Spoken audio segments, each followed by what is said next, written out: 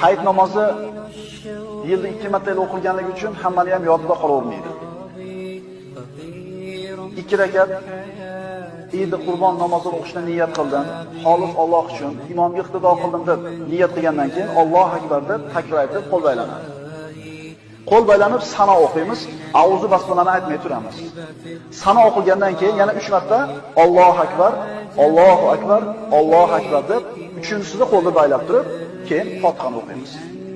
Demak, birinchi takbir tahrimadan keyin sanodan keyin 3 marta takbir aytamiz. Ikkinchi rakatga turib, ikkinchi rakatda Fotihasi bilan Zam surasini o'qilgandan keyin rukuga ketishdan burun yana 3 marta Alloh akbar, Alloh akbar, Alloh akbar deb turib, 4-chi Alloh akbarda yana rukuga ketamiz. Demak, boshidagi birinchi takbir tahrimadan keyin 3 marta aytiladi. Ikkinchi rakatda rukuga ketishdan burun 3 marta takbir aytiladi. Inshaalloh namozni oldin yana bir takrorlagan bo'lamiz inshaalloh.